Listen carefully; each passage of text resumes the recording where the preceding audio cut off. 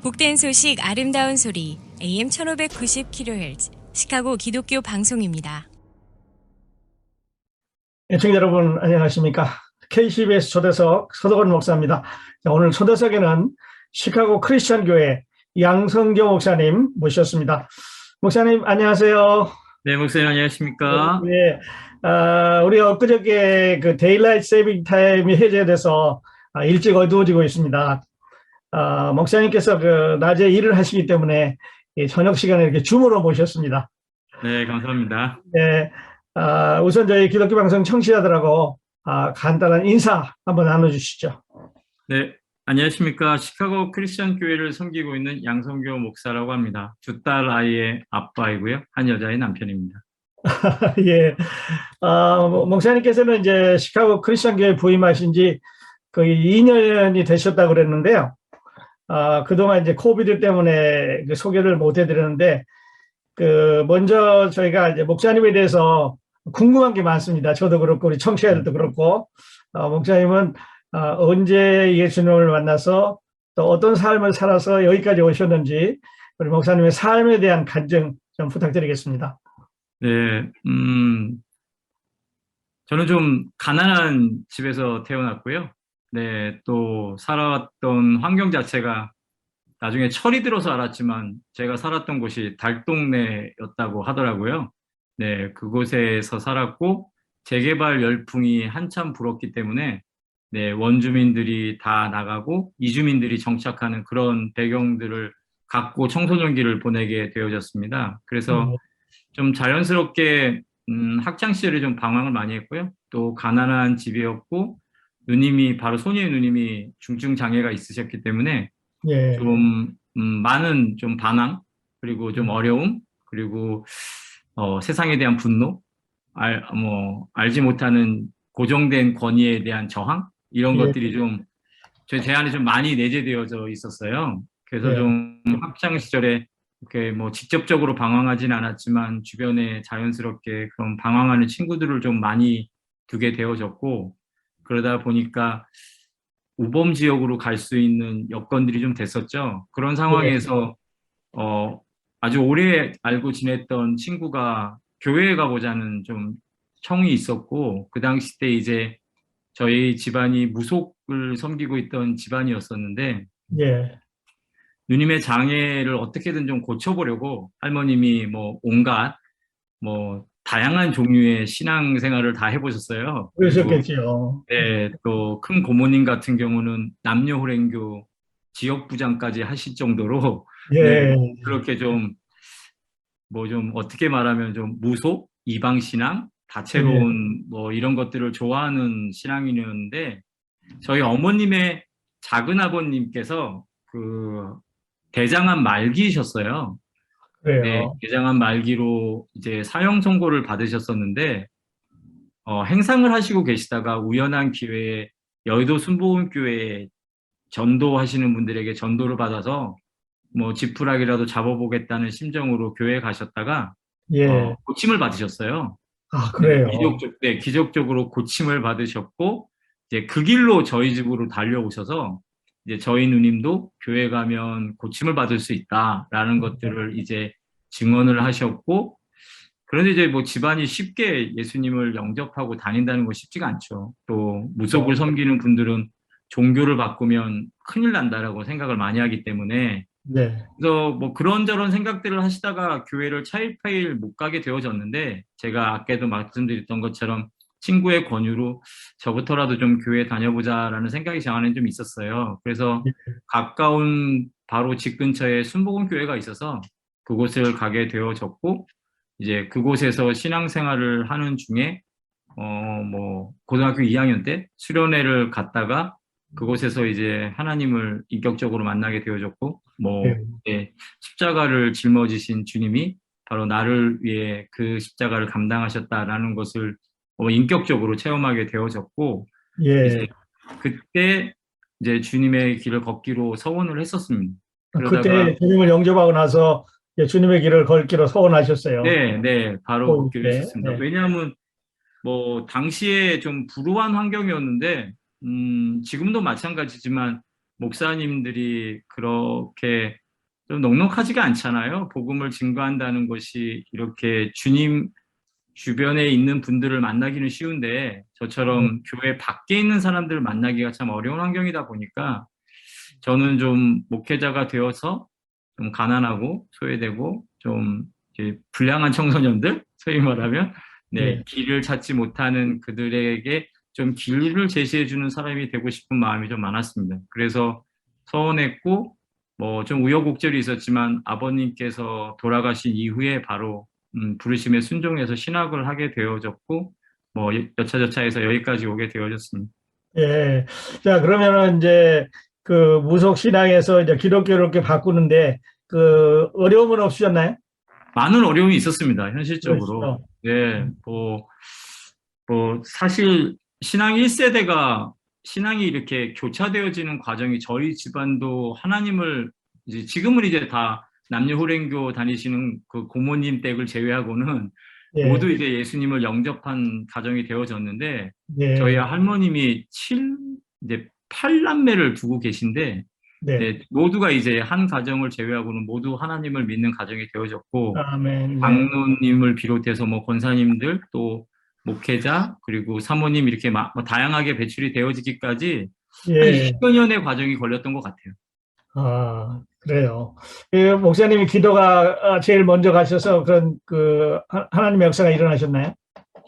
그런 것 같지는 않습니다. 네, 그런 것 같지는 않고 뭐니 예. 뭐니 해도 할머님이 제가 이제 교회를 갈 때쯤에 할머님도 결단하시고 교회를 가셨는데 네. 할머님이 96세 돌아가시는데 돌아가실 때까지 새벽 기도를 지키셨어요. 아마도 무속 신앙의 영향이 있으셨겠지만 네, 네. 그렇게 아마 정말 가족들을 위해서 뭐 정말 헌신적으로 중보기도 하셨던 분이라 지금 예. 돌이켜 보면 저희 할머님의 기도 덕에 제가 목회자가 되고 그 네. 길을 걷고 있는 것이 아닌가라는 생각을 하게 됩니다. 네, 그러셨군요. 그러니까 고2 때부터 이제 목사님 결정하시고 쭉 오셔서 이제 시카고 크리스천 교회까지 오셨는데요. 시카고 크리스천 교회 지금 목사님이 선교해 네. 계시는데 이 교회는 어떤 교회인지 목사님 좀 소개해 주시겠어요? 네, 죄송합니다. 제자회라고 하는 교단은 한국 분들에게는 알려지지 않은 교단입니다. 네, 소위 이제 그리스도 교단으로 한국에 알려져 있는데 그리스도 교회하고는 좀 다르고요. 신학적으로나 뭐 교리적인 차원이 좀 다르고요.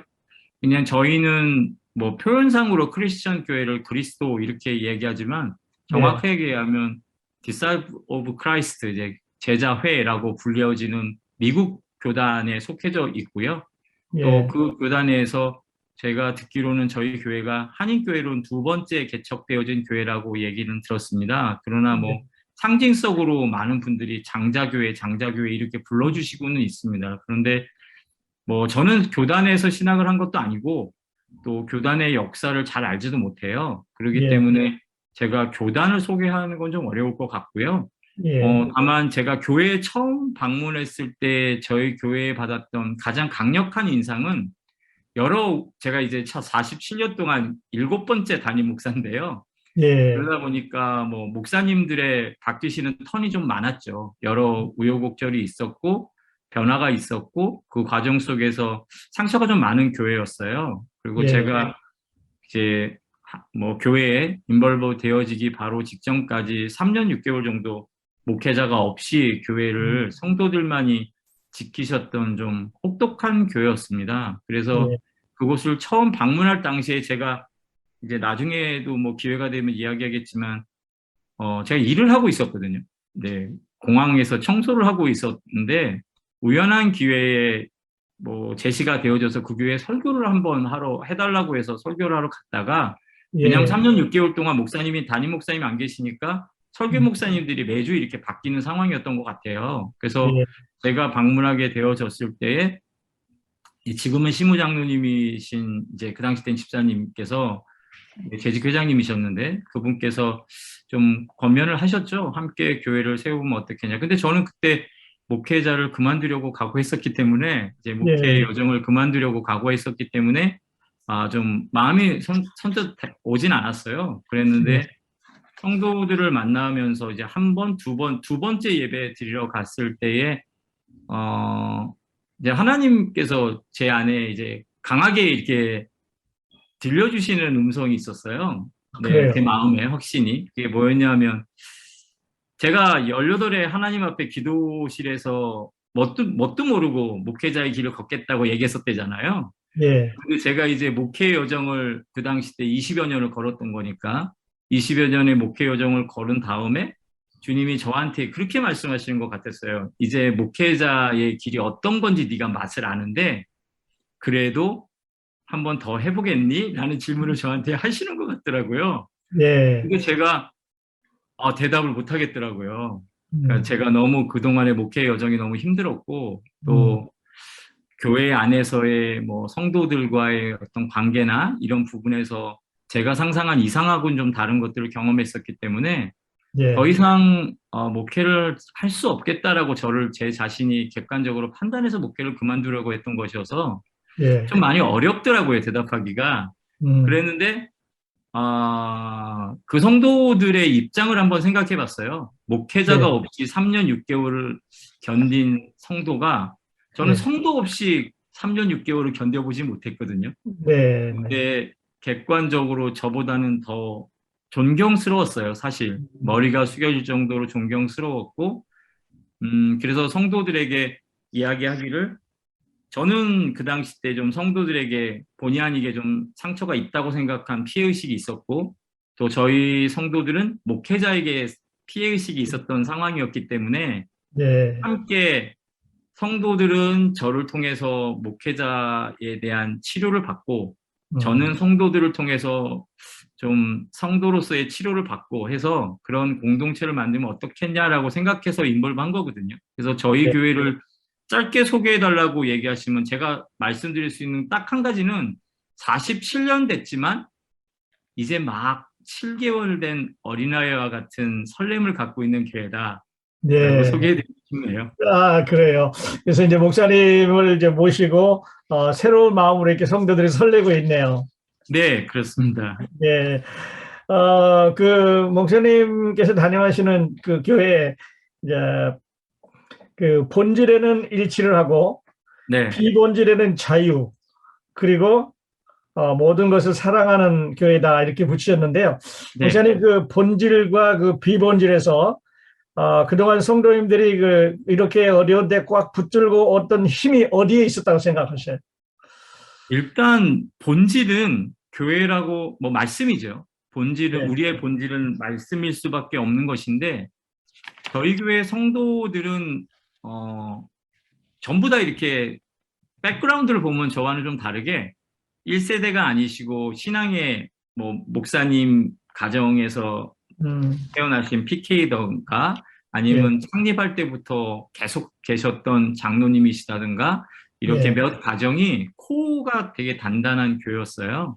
네, 예, 그게 이제 장점이자 단점이기도 합니다. 왜냐하면 예, 장점이라는 것은 교회를 지킬 수 있지만 단점이라는 것은 다른 사람들에게 좀 우호적이게 오픈되기는 좀 어려운 그런 단점이 있죠. 그러나 예, 그 장점이 좀 많이 부각되어졌던 것이 아닐까라고 생각이 돼요. 그래서 본질이라고 하는 것이 그분들 자체가 교회를 바디로서의 처치로 인식을 하셨다는 거죠. 그러니까 교회가 음, 그리스도의 몸이고 우리가 교회의 지체다라는 인식을 가지셨기 때문에 부안해동하지 않으시고 뭐 여러 어려움과 상황 속에서도 네, 본인들은 그 교회를 지켜야 한다라는 사명들이 철저하셨던 것 같아요. 네, 그것이 있었기 때문에 여러 비본질적인 요소들도 이겨내고 견뎌내시고 음, 함께 남은 사역들을 할 수 있지 않았을까라고 생각을 해봅니다. 네, 많이 존경스러워요. 그 오랜 시간 동안 성도님들이 이렇게 교회를 잘 지키시고 또 믿음을 지키셔서 목사님 오실 때까지 기다리셨던 거가 아주 존경스럽고 그 사랑스럽게 이거 이야기만 들어도 참 은혜가 됩니다. 감사합니다. 네, 네. 자, 그리고 목사님 이제 순복음교회에서 신앙생활을 시작하셔서 네. 지금은 이제 크리스천 교회 시카고 크리스천 교회에 이제 와 계신데, 자, 그러면 이제 목사님은 그 여러 다양한 과정을 이제 거치셨다고 말씀하셨고 또 다양한 목회 경험도 갖고 있다고 말씀하셨는데 우리 청취자들 좀 소개해 주시겠어요? 뭐 말씀드렸던 것처럼 저는 좀 이렇게 16살 때 주님을 이제 만나기 위해서 교회를 간 거기 때문에 예, 굉장히 좀 이렇게 저는 욕심이 그런 부분에 좀 욕심이 있거든요. 지적 호기심과 뭐 이런 것들에 대한 욕심이 좀 있는 사람인데 예. 그래서 교회 가는 날 주기도문하고 사도신경을 외우고 교회를 갔어요. 예, 아, 교회를 가면 그걸 한다 그래가지고 예, 예, 그 정도로 좀 약간 지기 싫고 그런 게 있었는데 가서 뭐 감사하게도 저는 좀 은사를 좀 많이 받았었어요.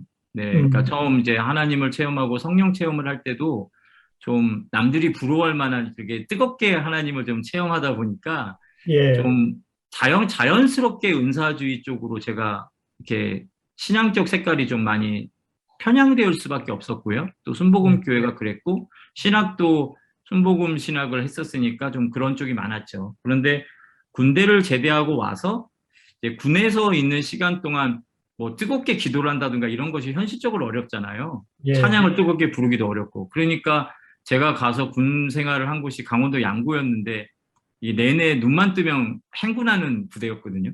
그러다 보니까 뭐 하루에 뭐 17시간, 18시간씩 걸으면서 할 수 있는 게 없는 거예요. 그러니까 할 수 있는 게 없는 시간 동안에 기도도 하고 속으로 조그맣게 찬양도 하고 그러면서 굉장히 사고의 폭이 좀 넓어졌던 것 같아요. 그래, 말씀을 작은 것도 좀 여러 각도로 곱씹어야 되는 상황들이 저한테 주어진 거죠. 예, 그렇게 하면서 자연스럽게 신학교에 복학을 한 다음에 학교에 오셨던 교수진들이 독일에서 이제 갓 유학을 하고 박사학위를 받으셨던 좀 기라성 같은 교수님들이 유입이 되면서 그분들에게 좀 자유주의 신학이라고 불리는 이제 교회들에서 말하는 그 예, 신학들을 제가 접하게 됐어요. 그래서 그래요. 주석 책이 아니라 뭐 주석 방법론이라든가 뭐 원어 연구라든가 철학 사상이랑 이런 것들을 좀 기초 신학을 위한 기초 학문들을 좀 많이 하다 보니까 제 안에 교단 신학에 대한 좀 괴리감, 네, 예, 그리고 또 은사주의에 대한 좀 허전함 이런 음, 것들이 좀 제한이 좀 많았어요. 그러니까 기도는 하루에 뭐 3시간씩 4시간씩 해도 찬양도 막 그렇게 해도 말씀을 내가 3시간 4시간을 읽었나? 라는 생각을 돌이켜 보면 본질에선 제가 너무나 벗어 있는 잘못된 사람이다라는 생각을 했죠. 모든 그런 사람은 아니지만 저는 좀 편향적이었어요. 그래서 대학원 자체를 교단 신학을 하지 않고 이제 연세대학교를 가서 이제 자유주의 신학을 이제 뼈저리게 공부하고 싶은 마음으로 그곳을 갔죠. 가서 예, 그곳에서 제가 복음을 발견한다면 어떤 상황에서도 복음을 발견할 수 있겠다라는 생각으로 연세대를 갔고 이제 졸업을 한 후에 개척을 바로 했죠. 교단을 탈퇴하고 초교파 독립교회로 제가 이제 교단 탈퇴하고 교회를 개척했고 그렇게 8년 6개월 생활을 하다가 이제 미국으로 오게 되어졌거든요. 이제 예, 미국에 온 이유도 미국에 오면 뭐 저와 같은 순수한 목회를 기다리는 성도들이 많다라는 친구의 꾀임에 제가 넘어가서 텍사스로 오게 되어졌는데 예, 네, 거기에 와서 이제 어학원을 끝내고 이제 사우스웨스턴이라고 하는 남침내 신학교 그곳에 예, 이제 사우스웨스턴 교수님이 좀 세미나리. 네, 저를 좀 좋게 보셔서 여러 스펙트럼이 좀 특이하셨나 봐요. 그래서 저가 좀 지원했을 때 저를 합격시켜 주셨죠. 그래서 제가 박사 과정을 경험하면서 그때 알았습니다. 제가 되게 좀 양극단을 오고 가면서 신학적으로 네, 음, 은사주의로 시작해서 결론은 개혁주의. 네, 솔직히 예, 말하면 이제 복음주의 쪽으로 저는 결론을 좀 맺은 좀 특이한 케이스가 되어졌고 예, 교회도 초대형 교회였던 여의도 순복음교회에서 시작해서 중형교회에서 부목사를 하고 개척교회를 경험하고 예, 그리고 뭐 개척교회를 하다가 뭐 상가교회에서 이제 폭삭 망한 거죠. 속된 말로 어려움을 경험하고 빈털터리로 미국에 와서 미국에서도 개척을 하고 또 청빙도 받고 하니까 예, 목회자가 할 수 있는 전 영역 예. 그리고 목회자가 경험할 수 있는 전 파트는 다 경험해 본 것 같습니다. 그러셨군요. 그러니까 출발부터 여기 이제 여기까지 오시기까지 참 많은 배경을 갖고 계셔요. 어떨 때는 어려움도 있습니다만, 목사님, 그것이 우리 목회자들의 삶에 보탬이 될 수도 있습니다. 감사합니다. 네, 네. 아주 좋은 경험 갖고 계신데 앞으로 그 목사님의 경험이 목회에 이렇게 나타나기를 바랍니다. 감사합니다, 목사님. 예. KCBS 초대석 이 시간에는 시카고 크리스천 교회 양성교 목사님과 계속 대화를 나누겠습니다. 목사님 그러시고 이제 아까 그 일을 하시다가 크리스천 교회 한 분을 만나서 우연히 이제 하나님께서 그렇게 인도를 하셨는데 지금도 이제 우리는 이제 자비랑 선교라고도 하고 또 셀프 서비스라고도 하고 요즘은 이제 이중직이라는 이제 새로운 단어를 서스럼 없이 쓰는데 지금까지 쭉 이중직 해오고 오시고 계신데 어떻게 보면 이제 이게 우리의 축복도 되고 또 다른 면에서는 어려움도 있습니다. 또 우리나라의 그 목회자들의 또 성도들의 정서상 그런데 목사님 어느 게 좀 좋으시고 어느 게 좀 어려우시고 그런 것 같아요. 이중직 목회가. 먼저 뭐 이 자리를 빌어서 이중직하는 목사라고 하는 것이 어떤 신학적 결단이라고 생각진 않아요. 저는. 네, 네, 그거는 어떤 현실적 필요라고 네, 얘기하는 것이 더 적절하다고 생각을 합니다. 그렇습니다. 그래서 저 역시 사실은 이중직을 굉장히 부도덕하고 네, 그냥 하나님 말씀에 어긋나는 잘못된 것이다라고 생각을 했던 목사였어요. 그렇기 네, 때문에 굉장히 오랜 시간을 일하지 않고 뭐 정말 가난하고 힘들어도 이제 주어진 것으로 먹고 견뎌야 되는 것이 제 사명이다 생각하면서 살아왔거든요. 그렇게 예, 살아오다가 이제 목회를 그만두고 일을 한 거예요. 사실은 정확하게 얘기하면 내가 예, 일을 하게 되면 이제 목회는 그만하겠다라는 다짐과 신념으로 목회를 내려놓고 이제 공항에서 청소의 일을 이제 비행기 청소 일을 시작하게 된 거였거든요. 예, 예, 그러다가 이중직으로 온 것이었기 때문에 제가 먼저 말씀드리고 싶은 거는 신학적 결단이나 뭐 이런 대단한 뭐 대의승적 차원의 제가 그런 건 전혀 아니고요.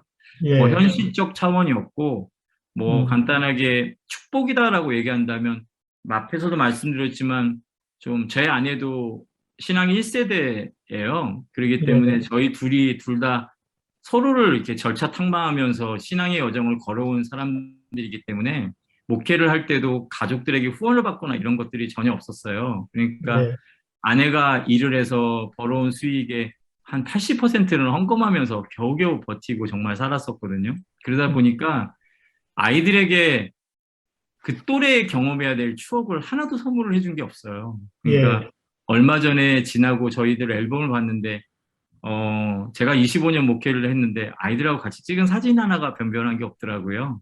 예, 네, 그런 것들이 있다 보니까 좀 가장으로서 음, 또 장모님도 계시고 장인어른도 살아 계시고 저희 어머님도 계시고 누님도 계시는데 좀 어른들에게 목회한다는 이유로 사실 네, 받기만 했지 베풀어 본 적은 없거든요. 그러다 보니까 좀 그런 부분에서 제가 이제 수입을 갖게 되니까 가족들을 좀 돌볼 수 있고 네, 또 명절 때 부모님들에게 선물도 좀 보낼 수 있는 그런 정도의 여유가 있어서 자식 노릇은 아직 하려면 한참 멀었지만 그래도 조금이나마 제 마음에 좀 부담감이 좀 덜어지는 그런 부분이 예, 좀 축복이라고 생각되어지고요.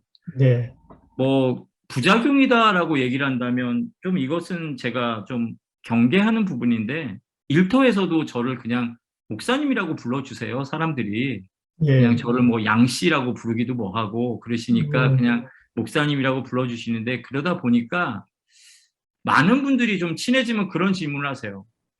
목사님인데 교회에서 도와주지 않냐 이런 이야기들을 하시거든요. 이제 예, 그런 이야기들을 좀 얘기를 하다 보면 본의 아니게 믿지 않는 분들이 교회를 되게 인색하게 생각하는 경향도 좀 있게 되고 예, 제가 뭐 아무리 교회를 좋게 포장해서 이야기를 한다 해도 그분들은 교회를 좀 믿는 사람들이 왜 그렇게 인색하지? 라는 시선을 좀 갖더라고요. 예, 그리고 또 다른 편에서는 다른 목사님들처럼 권위 부리지 않고 이렇게 우리랑 같이 일하시니까 음, 목사님을 좀 다르게 보게 돼요. 라는 생각을 갖고 계신 분인데 저는 그걸 긍정적으로 생각하진 않아요. 왜냐하면 그 생각이 다른 목사님들을 만났을 때 반대적으로 예, 목양과 목회에만 전념하시는 분들을 굉장히 무능력하고 또 비현실적이고 또 예, 그런 식으로만 오해할 수 있다라는 생각이 들기 때문에 예, 가급적 이제 성도들을 만났을 때는 목회자가 일을 하는 것에 대한 선택에 대한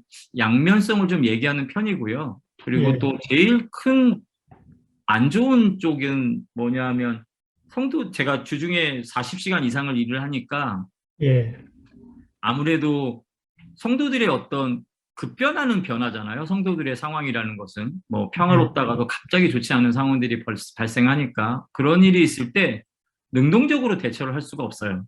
예, 예, 제가 교회에 매여 있을 때는 뭐 성도들이 저한테 전화를 주면 제가 모든 것들을 발벗고 나설 수가 있었지만 예, 지금은 저한테 전화를 해도 제가 전화를 받을 수가 없죠. 왜냐하면 일을 하고 있는 중에 휴대폰을 쓸 수가 없으니까. 네, 예, 그런 상황이니까 감사하게도 그런 부분들을 장로님이나 권사님들이 메이크업 해주셔서 제가 사역을 감당할 수 있다 보니까 한편으로는 늘 성도들한테 좀 죄송하고 미안한 마음이 많죠. 약간 목회자로서 반쪽아리 같은 느낌이 들 때가 좀 많아서 그 음, 부분은 늘 좀 부담스럽고 불편한 부분이긴 합니다. 예. 아마 그게 그 모든 이중직을 갖고 있는 우리 목회자들의 공통점이 아닐까 싶어요. 예, 늘 이제 죄송하고 미안한 마음이 있지만, 그러나 또 다른 한편으로서는 그들에게 어떤 그 사역의 일부분을 맡기지 않는, 우리 삶의 일부분을 맡기지 않는 그런 또 자유스러움도 있고 또 네. 양면들을 이제 가지고 있는 것 같습니다. 좋은 말씀해 주시는데요.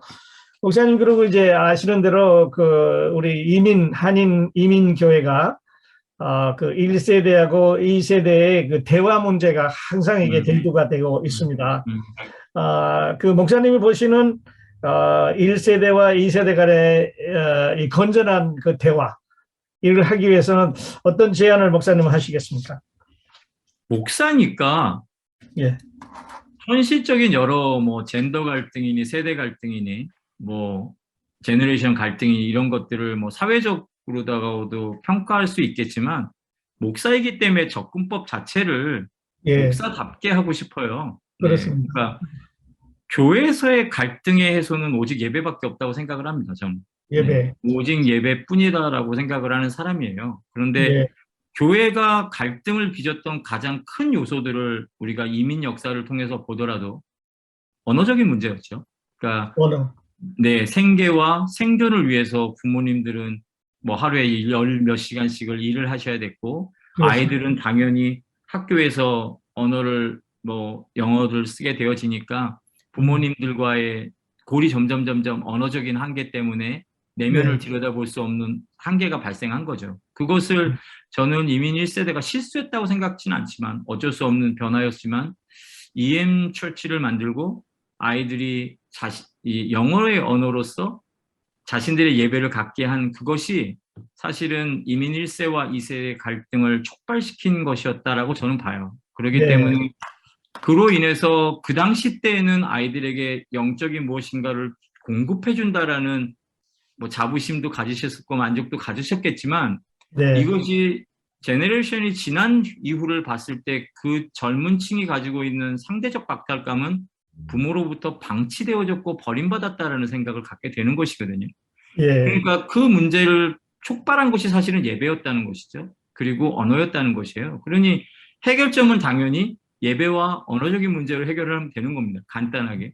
예, 그래서 저는 이제 대학원에서 공부를 할 때 한 가지의 가능성을 엿봤는데요. 캘리포니아에 있는 많은 한인 교회들 중에 요즘에 특별히 성장하는 몇 개의 교회들의 케이스를 봤더니 그곳에는 이민 3세, 4세들이 다시 교회로 돌아오고 있는 현상들이 발생하고 있다는 거예요. 그들은 한어권이 아니에요. 그들은 철저히 영어를 사용하고 있고 영어를 모국어로 생각하는 사람들임에도 불구하고 자신의 자녀만큼은 한어권의 문화에서 키우고 싶다라는 열망을 가지고 본인들이 예배에서 언어를 못 알아들어도 한국어 목사님의 언어를 제대로 못 알아들어도 아이들을 한국 학교를 보내고 그 다음에 한국어 예배권에서 노출될 수 있는 환경들을 만들어주고 있다는 것이죠. 예, 그것이 결국에는 세대가 지나면서 학습된 것을 통해서 그들이 내린 결론 자체는 세대 통합은 결국 예배의 통합밖에 이루어질 수 없다는 것이에요. 그러다 보니까 제가 강조하고 싶은 거는 세대가 대화를 하는 것은 제가 뭐 두 분 모셔다 놓고 대화하세요라고 한다고 대화가 되지는 않을 겁니다. 그렇기 때문에 교회가 지난 갈등의 시간들을 다시 역추적해서 세대 통합 예배를 좀 하려고 노력을 해야 될 것 같고요.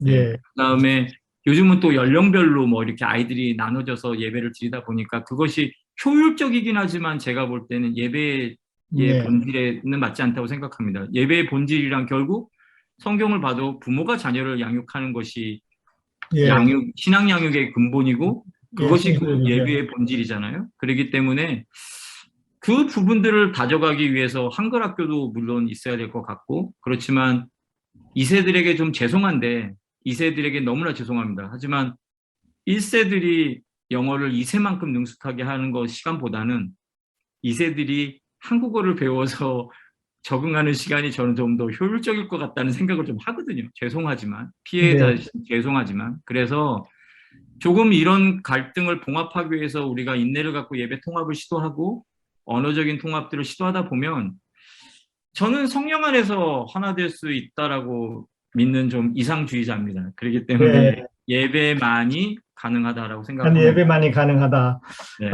그래서 이제 우리가 이제 여러 가지 안들이, 이야기들이 나오고 그렇게 하고 있습니다만은, 그 1세와 2세 목사님 의견에 제가 동의를 하는데요. EM과 KM을 나누는 게, 그 EM으로 하여금 이제 나갈 수 있는, 교회를 떠날 수 있는 그, 제도적인 장치, 변명거리를 만들어준 거죠. 그래서 그들은 이제 떠나갔고 다시 돌아오지 않는데, 또 이런 이야기도 있습니다, 목사님. 그 영어를 모국어로 하는 나라들, 음, 그런 나라 분들이 이제 이민을 와서 여기서 정착하는데 그들도 언어가 같지만 서로 대화가 잘 안 된대요. 그렇죠. 네. 네, 그래서 지금 목사님 말씀하신 대로 우리의 본질인 복음하고 예배만이 그 우리가 함께 드릴 수 있는 영어 예배나 뭐 한국어 예배나 예배는 예배니까요. 그리고 네. 성령의 역사는 같이 하시니까 그래서 같이 가족들이 앉아서 이렇게 통합해가는 과정이 우리가 다시 합할 수 있는 길이 아닌가 목사님 네. 의견에 제가 동의를 합니다. 자, 그리고 이제 그 목사님은 아주 고집스럽게 이제 강의 설교를 이제 계속해 오고 있었는데 목사님의 앞으로의 그 비전, 그 목회자로서 어떤 비전을 갖고 계십니까? 강해 설교를 고집스럽게 하는 이유를 설명해야 될 것 같아요.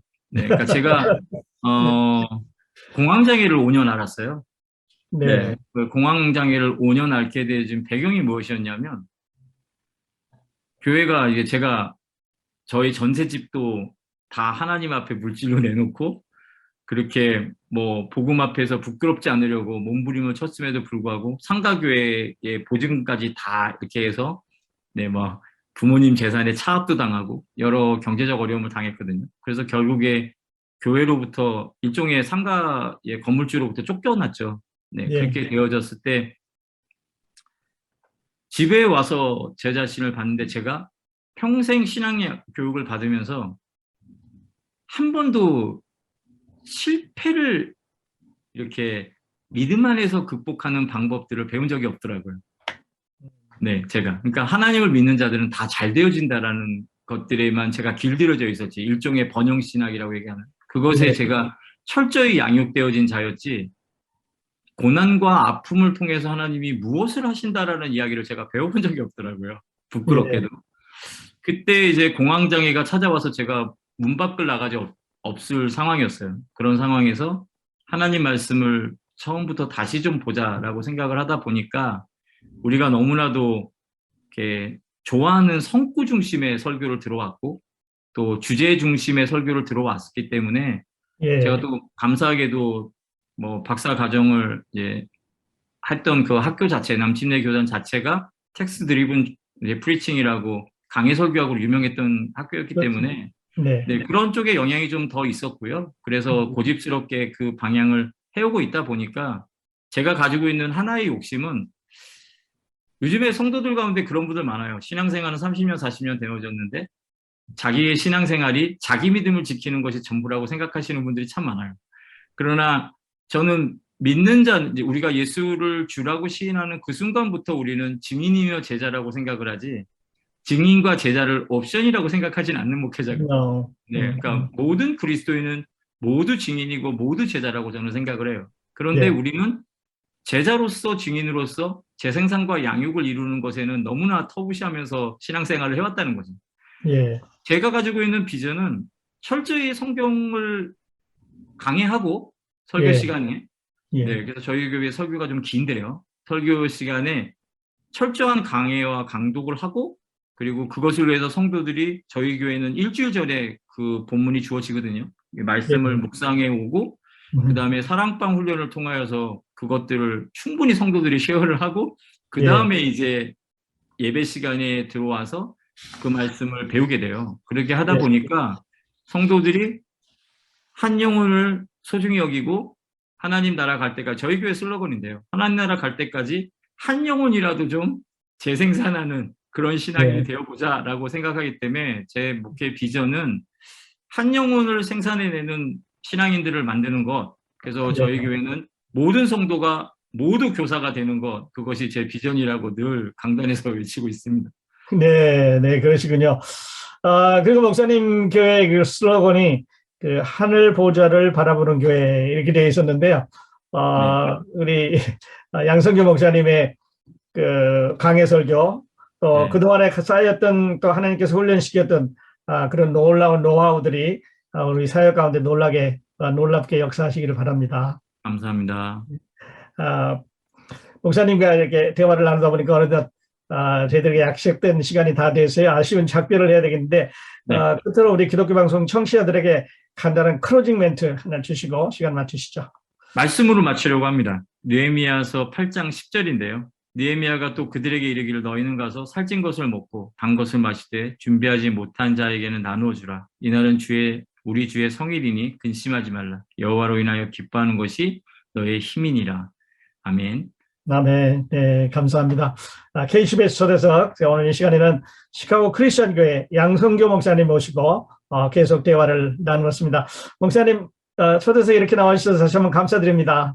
네, 불러주셔서 감사합니다. 목사님. 네, 함께해 주신 여러분 감사드립니다. 저는 다음 시간에 다시 뵙겠습니다. 안녕히 계십시오.